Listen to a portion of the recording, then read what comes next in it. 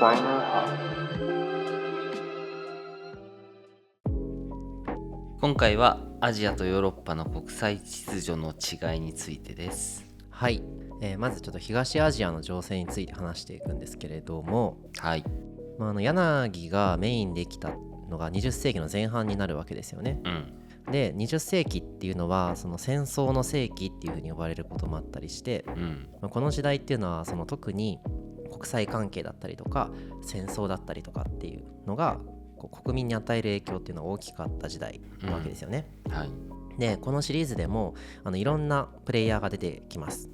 大日本帝国、大清帝国、朝鮮、ロシア帝国、大英帝国、アメリカ合衆国みたいな、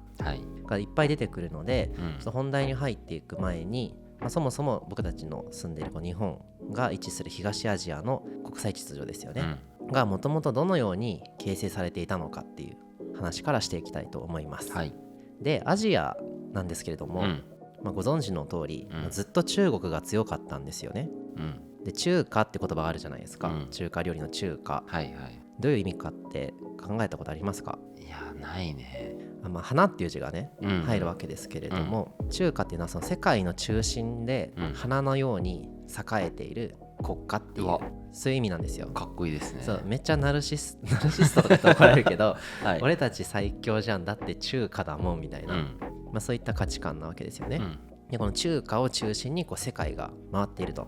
でその中華という概念から遠ければ遠いほど野蛮な周辺国家ですよねっていう、そういった価値観で、このアジアの国際社会というのが成り立っていた、でこれをこう中華思想とか海思想っていうふうに言います。これってさ、もう中国っていう名前なの、ずっと秦とかじゃないんだ。いや、その秦とか唐とか隋とか、いろんな王朝がその中国の中で移り変わっていくし、その王朝ごとにその民族も違ったりするんですよね。漢民族の王朝もあれば、その他のところから来てる民族の王朝もあったりしますね。モンゴルの元とかね、とかって遊牧民なわけで、そう全然違う民族なんだけども、それがこう中華っていう一つのこう概念を中心に回ってるっていう、で海思想のかは中華のかですよね、花っていう字、でいがこの恵比寿っていう字なんですけど、いっていう字ですね、そうこれはその野蛮人みたいな意味なんですよね、でその中華のか中心とその外の人たちっていうのが分かれてますよっていう、が海思想っていう概念ですね、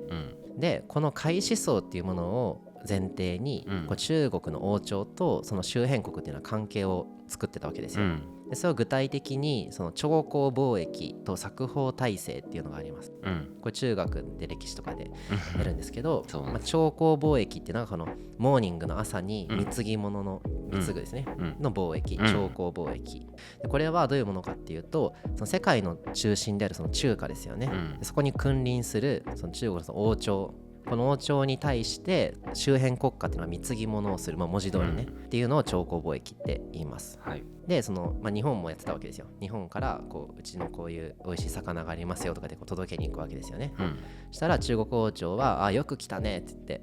その見返りとして逆にこう宝物とか朝貢された貢ぎ物よりも価値の高いものっていうのを逆にこう贈り物として渡して持って帰らせるみたいな、だからそういった貿易なんですよね、上下関係を確認するみたいな、それを前提にこう冊封体制、こう冊ですね、冊にこう封印の封、で冊封って読むんですけど、冊封体制という体制が敷かれてましたと、でこれはその朝貢貿易をしてくれるその周辺の国に対して、お前はちゃんとその俺たち中華に頭を下げてくれるいい文明国だから、そのエリアの王様であるっていうことを中華王朝の私がこの中華の名のもとに直々に認めてあげますよ、つまりその中国にあるその王朝のこの権威を使って王様であることを認めてもらうわけですよ、その周辺国、こういうその中国王朝宗主国、周辺国家がこう属国としてそれに従うっていう、この体制のことを冊封体制っていう風に。面白いシステムですね。でもなんか想像できるよね、ヤクザの世界とかのさ、まあそうだね、感じと近いのかな。上下関係もそうだしね、うん、威厳を保つじゃないけどさ、そうそうそう、そういうのではめちゃめちゃいいシステムですよ。うん、だからその謁見する時のさ、うん作法とか、はいはいはい、どこの門を通るとか、うんそういうのがすごい大事だったりするわけですよね。でそんな中で日本はどういう立ち位置を取っていたのかっていう話なんですけれども、昔々日本はこの作法体制に組み込まれてました。はい、漢の名の和の国王はい、の金印、結構前だね。そう西暦57年なんですけれども、金印あるじゃないですか、教科書出てくる、はい、これもその後漢っていう王朝が中国にあって、でそれが日本に送るわけですよね。漢が認めたこの那っていう国なんですけど、これ、日本の中にあるこの那国って那っていう国があって、はい、この那のあなた那の王様はこの、昔日本で和の国って言われたわけですよ、ね、はいはいはい、和の国王として漢の王様が認めますよっていう金印なんですよね、であと有名な邪馬台国の卑弥呼とかもこう作法体制を行ってたよっていうのは知られている話ですね、なんですけど、日本がこう7世紀以降600年代ですね、7世紀以降作法体制に入らなくなっていくんですよ。でこれ日本の最初の元号って大化、大化の改新の大化です、ね、大きいに化けなんですけど、これって日本独自の元号なわけですよね、作法体制に入ってる人たちってみんなその中華が発行した暦を使うんですよ、でこれってその時間を支配するみたいな意味合いがあって、そう中華を中心に中華が定めた暦に従ってみんな生活してくださいねって、これってすごく、今みたいにさインターネットとかさ、情報技術がない世界なわけなんで、すごいこの時間を支配するのは大事な意味を持つわけですよね。そうですね、なんですけど日本はこの頃からもう独自の暦を発行して、そう大化とか、その何でも慶長とか慶応とかありますけど、この元号っていうのも名残として今ありますよね、で、日本はこの作法体制には入ってなかったんですけど、こう朝貢貿易は行ってたんですよ、その遣隋使とか遣唐使とかいろいろさ、朝鮮とか中国に、施設を送ってたよみたいな話はよく日本史でも学びますけれども、実際にこう漢字とか律令制とか仏教とか儒教とかいろんなものを僕たちは朝鮮ないしは中国の方から取り入れて学んできた歴史がありますよね、でちょっと余談ですけど、中国のうちのその明の時代、これちょうど足利義満の時代なんですけど、足利義満はこう日明貿易みたいな言いますけど、朝貢貿易を行って日本国王として認められるみたいなことがあったりするんですよね、みたいなことあったんですけど、基本的には日本はこう作法体制から少しこう距離のあるポジションっていうのをずっと保っていたっていう歴史があります、これって何を意味するかっていうと、さっきのこの開始層の世界観で考えた時に、日本ってその中華の東の方にあるすごく野蛮な島国みたいな認識になるんですよね、そうだね、その中国の暦も使ってないし、天皇とか征夷大将軍とか、そういう日本では偉いポジションも別に中華から認められた地位ではない、でなんか秀吉とかは急にさ朝鮮に攻めてくるとかさ、あったね、だから何してんのみたいなあるわけですよね、なんですけど貿易は続けているっていう、こういうすごく特殊なポジションに日本はいました、みたいな認識って、つもまんさんの中にあった？俺はあったそれはあるんだから交流してって、つかず離れずではあるけど、近代とかもうちょっと行くとこう戦争したり、そこまではなんか緩く付き合ってるけど、お互いのメリデメがあってみたいなで、一応この文化の違いがあって、得るものは得てるよね日本はみたいなイメージはすごいあった、でも本当にそのイメージの通りかなと、一方ね他のアジア諸国はそうではないわけですよ、朝鮮とか琉球、ベトナムとか、シャムですね、あとこの今のタイですけど、シャムネコのシャムです、ラオスとか、ビルマ、今のミャンマーですね、みたいな他のアジアの国々っていうのはちょっと今大清帝国を主語に話しますけど、この中華である大清帝国の属国として王位を認めてもらって、で作法体制に自らこう入っていったっていうのがこの他の日本以外の国の動きとしてありますと。でこれがもう一つの秩序になってるわけですよ、中華を中心にね、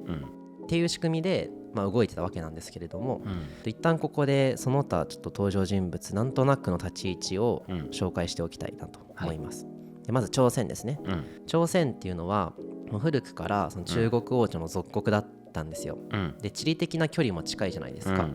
文化的にもすごく密接な関係があったわけですね。でこれはもちろんその大秦帝国に対してもそう、ずっとごめんなさい、大秦帝国ってずっと言ってるけど清いっていう字の秦ですね、これがその柳の時代の中国の王朝の名前ですね。朝鮮の話に戻りますけれども、当時は李氏朝鮮、李ってこのすももって書いて宇治ですね、李氏朝鮮と言われる王朝が朝鮮半島を支配してたっていう、ってことはもうこの時から韓国は存在してたの？韓国という名前はないけど、その朝鮮という、まだ今の北朝鮮と韓国が一つの国になって、半島を治めてたのが李氏朝鮮という王朝だったんですよ。理解です。でこの王朝は大秦帝国、昔からその中華の王朝に対して冊封体制の中で朝貢貿易を行ってたっていう、すごく一番の側近みたいなポジションを保ってましたと。で、琉球ですね。琉球、今の沖縄ですけれども、で琉球もその大秦帝国秦を宗主国として認めていたと。なんですけど、同時に江戸幕府の薩摩藩ですね、今の鹿児島県の支配も受けてたんですよ。すごい複雑な親分が2人いるみたいな状態なんですよね。でその秦と日本って両方の属国っていうめっちゃややこしいポジションなんですけれども、うまいことこの貿易の要所になるわけですよ、沖縄の場所っていうのが。位置的にもね便利だもんね。そう、いろんなところ行くのにその経由するじゃないですか、沖縄を。でその中でこう中継貿易とかってよく言いますけど、うまいことやってたっていうのが琉球ですね。で次蝦夷です、今の北海道、この地域にはその琉球みたいな王朝があったわけじゃないんですよね。なんで冊封体制にも入ってない、で江戸時代以降っていうのはその松前藩っていう松前漬けとかで有名ですよね。松前藩っていうのが北海道のところにあって、でそれがこう蝦夷地に住むですねアイヌ民族が住んでるわけですけど、ずっとこのアイヌ民族との交易っていうのを独占してたと。で日本はその蝦夷に対して影響力は持ってたわけですよね、その松前藩があるんで。なんですけど別に直接統治したりとか実効支配してたわけではない、外国であるという認識でもなくて、ただこう異文化の野蛮な人が住んでるエリアぐらいの、すごい曖昧、冬もめっちゃ雪積もるし大変なんで、別になんかそんなに北海道を支配してやろうみたいな意欲も別に江戸幕府にないわけですよ。めちゃめちゃ広いしね。そう広いし、うまくやってくれみたいな、寒いしみたいな感じですよね。なんですけどこう19世紀になってくると、ロシアが蝦夷地あたりにどんどんこう出没してくるんですよ。ってなったら、ちょっと江戸幕府も大丈夫かこれみたいな感じで危機感を持ち始めるみたいなのがありますね。これはちょっとあれだけどね、今も続いている問題だよ。そうもうね、今の国際問題にもう直結する話を今回はしていくので、ちょっとね、だからデリケートなんですよ。そうだよね、あんま言わないわ。じゃあ、いや全然ただその今の僕たちの生活にすごい紐づく話だから、そうだね、難しいですよね僕たちも、そうどう認知するかみたいな、バイアスがとても強くかかってる可能性があるので、フラットに見ていきます。でですよ、こんな感じで、中華を中心になんやかんややってたわけですよ、アジアのいろんな国っていうのはね、なんですけどそこにこう近代化に成功して力をつけたヨーロッパ、アメリカとかがやってくるわけですよね。ついにですね。でこのアジアの各国それぞれいろんな背景でいろんなポジションでいるんですけど、それに対してどのように対応するんですかっていうふうに迫られていくわけですよね。でここまでの説明でも分かるように、全然こう国際秩序っていうのがやっぱヨーロッパとアジアで違いそうじゃないですか、もうすでにこの時点で。で一方そのヨーロッパっていうのはどういうルールで動いていたのかっていう話をちょっとしていきたいなと思います。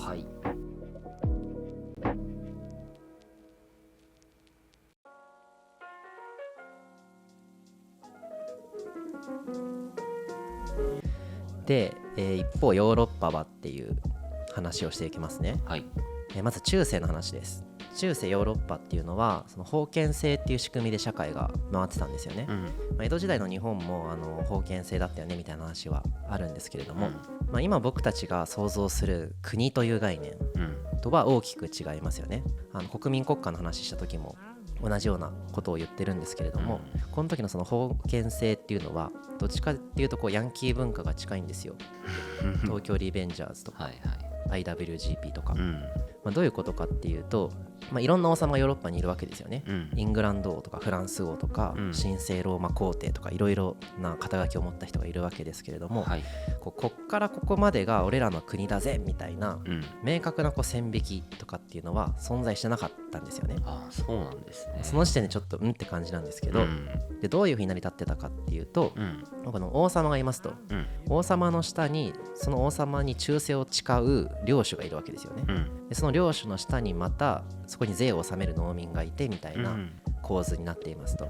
こんな感じで人の下に人がいてさらにその下に人がいてっていう、この人間間のこの主従関係みたいなものを前提に作られてる秩序なんですよ。なるほど。だからこっからここまでが僕の土地だからこっから先攻めてこないでねみたいな話じゃなくて、僕の子分につもまーさんがいるからつもまーさんが持っている領地はなんとなく僕の支配権が及んでいるみたいな感じなんですよ、でこれがたくさんあって、なんとなくこの辺のエリアはこの人の、縄張りだよねみたいな、なんかそういう価値観。まさにあれだね、ヤクザの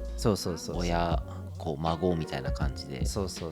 あるね。その関係が切れたらその領地に対する支配力も失われるみたいなのがあったりしますよね、だからみんながいろんな複数の王様を兼ねるとかもあるわけですよ。だから、っていうのがヨーロッパの中世のヨーロッパの社会の仕組みですよね、でこれが変わってくるという話ですね、で16世紀に入るとその宗教改革が起きますと、でプロテスタントって言われるその新しいキリスト教の派閥が既存のそのカトリックというものを、非難し始めるわけですよね。これは前のねウィリアム・モリスでもちょっと触れたやつだね。毎回出てくるね、宗教改革、これを発端に各国内でそのプロテスタント VS カトリックの戦いが起きるんですよね、だしそのプロテスタント国家 VS カトリック国家の戦争も起きるわけです、ヨーロッパ中で、でこれが本当に大変なことになるわけです、大混乱ですよ。キリスト教っていうその、ヨーロッパ世界のもう根幹を担っている価値観ですよね、この概念のあり方みたいなのが変わろうとするわけですよ、そりゃもう社会の仕組みも変わっていけますよねっていうのがあると思っていて、ここで今のこの宗教改革を発端に起きたいろんなこの動乱があるわけですけれども、最後で最大の宗教戦争って言われる大きな戦争が起きちゃいます、これ30年戦争って言うんですけど、長いね、30年続いたってやつですね、で、これいろんな国が参戦するんですよね、ヨーロッパ中の、ちょっと詳細を省くんですけど、今のドイツあたりを戦場に起きた戦争なんですね、でこれをきっかけにその神聖ローマ帝国とかが権力を失っていくみたいなのがあるんですけれども、つまり封建制、さっき言ってた人間と人間の関係で権力のそのどこを支配しているかが決まるみたいな、そういった構造が徐々に崩れていくっていうのが起きます、で1648年30年戦争のその講和条約として、ウェストファリア条約っていうのが結ばれるんですよね、でこれがその世界初の近代的な国際条約っていうふうに言われてます、つまりだからこれ以降のこの国際的な秩序っていうのが、なんとなく僕たちが想像するものと近しい、僕たちの今の世界のこの国際秩序とすごい近いものにここから変わるよって話ですね。でそれが、どういうものかっていう話をします、まず一つ目がその主権国家の概念が誕生します、日本もアメリカも主権国家なわけですけれども、今のね、主権国家っていうのはその主権があって、国民がいて、領土があってっていうこの要素を抑えた近代的な国の在り方のことを主権国家って言います、これはどうですか？俺は分かります。分かりますか？めちゃめちゃこの辺は詳しい、当たり前のこと言ってるからこれ、その今の僕たちからするとすごく当たり前のことがこの時に生まれたって話ですね。あれだよね、その国とは何か戦争しないためのルールどうしようねっていう話だよね、ここって。そうね、そっちにつながっていきます、早すぎた。全然大丈夫まずその領土ですよ。領土が明確になるんですよ、こっから先はお前の国、こっから先は僕らの国っていう風になっていきます、でその領土全体に行き渡るような国家権力っていうものが必要ですよね、でそこに住む人々っていうのは私たちは何々国民だっていう、この統一意識を持つっていうのがまずありますよね、で国民っていうのは国のために納税するし行政にも参加するし兵役もこなす、でこれモリスの時に話しているそのナショナリズムとかそういう話にここからつながっていくわけなんですけれども、でこの主権というものですよね、主権を持つってどういうことかっていう話なんですけれども、その主権国家っていうのはあれですね、国際的に国の中のことですよね、に対して外部から何も言われませんよ、あなた内部のことはあなたに決める権力がありますよっていう、その主な権利って書いて主権なわけですけれども、この主権を持っているっていうのがすごく大事な概念としてあります、だ国家外の人がこう口出しすることは基本的に NG なわけですよ、っていうのがあります。これがすごい新しい概念なんですよね。さっきの人のつながりで作られている封建社会では、ここからここまでのこの領域は私の主権が読んでいますみたいな概念がそもそもないわけですよね。で次に、国際法っていうのがあります。でこれが、だからつもまさんの言ってたこの主権国家同士が、これ争わないためにみたいなのなんですけれども、主権国家同士のこの関係っていうのをその国際的な条約とかですよね、とかルールでちゃんと秩序を作りましょうっていう、国家間の法律を作りましょうと決め事を作りましょうっていう話です。これはもう今でも全然あるし、ね、今でもそう今でも国際法っていうのがすごい大事じゃないですか。この話をされてますよね、世界は。そう毒ガス兵器使わないとか、戦争するときには宣戦布告をしましょうとか、なんかそういうのも全部この話ですよね、ちゃんとルールで秩序を守っていこうよっていう話、で3つ目がその勢力均衡っていう原則ですよね、どっかに力が集中しすぎるとすごく危ないから、状況に合わせて国家間が同盟を結んだりとかして勢力が均衡に保たれるようにした方が戦争とか起きにくいですよね、みたいな、あんまどっかが飛び抜けて強くなるみたいなことは避けましょうねみたいな緩い同意みたいな感じですね、がこう原則としてありますと、これがそのウェストファリア体制と呼ばれる一つのこの国際秩序のあり方なんですよね。で僕たちはこれをベースに今生きてます。そうだよね、ヨーロッパでできたんだこれが。そうです、ヨーロッパ。確かにたくさん戦ったらそうなるよね。そうっていう、こういったウェストファリア体制っていう開始層とは全然違う、作法体制とは全然違うゲームルールを携えて、西洋の諸国たちはわーって近代化を迫ってアジアにやってくるっていうのが19世紀とかに起きたことですよね、でこれすごい危ないのが、ウェストファリア体制が適用されるっていうのはその文明化されたキリスト教国家だけなんですよ。そういうルールなの？歴史としてそうなってた。そういう価値観なんですよ、白人でキリスト教で文明化されているこのキリスト教というすごく正しい宗教をもとに文化が作られているこの国の中ではウェストファリア体制というのが認められる、あなたのところにはあなたの主権がありますよね、僕らのところには僕らの主権がありますよね、けどそうではない日本とか清とか、そういう国にはそもそも主権って認められませんよねっていう価値観。なるほどね。なので、ヨーロッパたちはアジアにこうわーって来るわけですけれども、ウェストファリア体制の価値観の中でね、けどヨーロッパ諸国はアジア諸国を主権国家として認めないわけですよ、でそこに必要なのは、その欧米諸国と遜色ない国家システムが必要ですよね、徴税の仕組みとか、経済力がちゃんとあるとか、そもそも近代的な法が整備されているかとか、安定した政府があってみたいな、西洋式の軍隊があってみたいな、でそもそも宗教もキリスト教じゃないとこはそもそも論外だよねみたいな価値観がありますよね、この中で日本っていうのはじゃあいち早くこのウェストファリア体制の中で主権国家として認められないと僕らやばくないかっていう、そういった危機感になってくるわけですよね。っていう中で、それぞれアジア諸国が対応していくわけなんですけれども、次に話すのは、あれですね、まず日本の話、これがちょうど日本が幕末になるんですけれども、19世紀の最後の方ですね、この時にどのように日本が対応したのかっていう、そういう話を次はしていければいいかなと、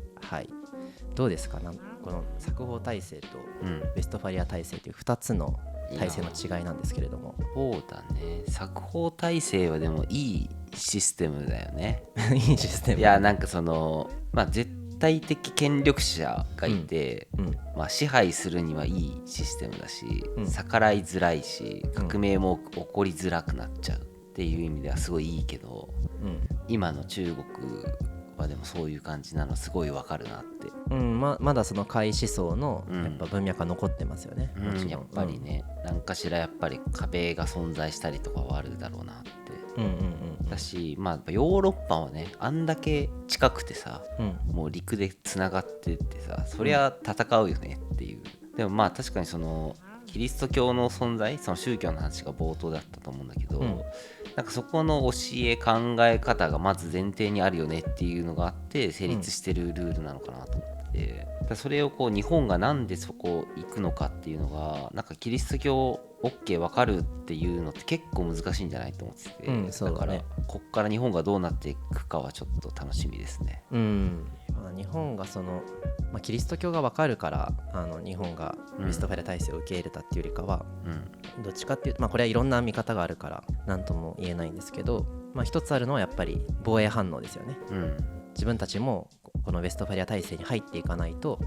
国が滅ぼされたりとか、植民地になっちゃうよねみたいな話があるので、日本は選択を迫られたっていうのがあるんですけれども、なかなか不平等条約みたいな話とかも歴史で出てきたりするんですけど、日本がアメリカにその不平等な条約を結ばされたみたいな話ってあるじゃないですか、あれってその関税自主権と治外法権みたいな話があるんですけど、関税ですね、貿易の時にかかる関税っていうのをその自由に決める権利がないよねとか、日本で外国人が捕まった時に日本の法律で裁けない、これって今その国で捕まったらその国の法律で裁かれるってのあるじゃないですか、なんかシンガポールでさ捕まった日本人がムチ打ちの罰を執行されちゃったみたいな話もあると思うんですけど、今だとそういうのが当たり前になってるけど、当時はそれが許されないというのは、なんかキリスト教でもないような野蛮な国の法律で私たち主権国家の国民が裁かれてたまるもんかっていう、そういった価値観があるわけですよね。なのでその哀れななんか未開の地の彼らに私たち西洋の優れた文明っていうのを教えてあげましょうみたいな、そういった前提が彼らにあるわけですよ。ここがやっぱりその日本がここからどう対応していくかっていうところのこの危機感ですよね、やばいじゃんみたいなところにつながっていくっていう、なんかこれってその同じようなことが今も起きてるなって思ってて、ウェストファリア体制と作法体制って2つあって、作法体制にどっぷりハマってればハマってるほどこのウェストファリア体制っていう新しいものを理解したり、そっちに対応することが難しくなるわけですよ。そうだよね。これってだから日本がこう20世紀さ重工業で、日本の車とかすごかったわけですよね、今もすごいけど、だからこそこういう今の僕たちの業界の IT を中心としたものづくりみたいなものではなんか出遅れたりするわけじゃないですか、でこれってなんか僕ら日本人がバカだからっていうわけじゃないと思うんですよね、なんかさハンコの文化とか名刺の文化とかファックスとかなんかバカらしいって言えるけど、やっぱなくならないわけですよ、なかなか、これってなんか別に日本人バカだよねっていう話だけでは片付かない話だと思っていて、当時のこのウェストファリア体制の中にいた人たちは、あいつらバカだよねって言ってたんですよね。そうですよね。なんで近代化早くしないのって、バカじゃんっていう風にやっぱなってるから、不平等の条約を押し付けたりとか、植民地支配しちゃったりとか、そういうことができるわけですよね、こういう論理の上で彼らは動いてるから、それができるっていう、だから現代でも似たような構造のことはたくさんあると思っていて、で繰り返しになりますけど、その僕たちはウェストファリア体制に食い込んでいこうっていう風に日本はこの後舵を取る、でどんどん欧米化していこうっていう政策を取るわけなんで、この東アジアの作法体制みたいなものに対する理解があんまりないと思うんですよね、だからこそちょっと今回1回使ってこんだけ全然違うゲームルールで僕たちは動いてたんだよっていうのを認識してほしいっていう、でこれがすごい大事になってくるんで、後々、柳宗悦がどういうふうに朝鮮の文化を理解して関わっていったかみたいなところですごい聞いてくる話なんで、ちょっと覚えておいてほしいです、そんな感じで次は江戸幕府の最後の方の話、ペリーさんがやってくるところの話をしたいと思います。それではまた次回お会いしましょう。ありがとうございました。ありがとうございます。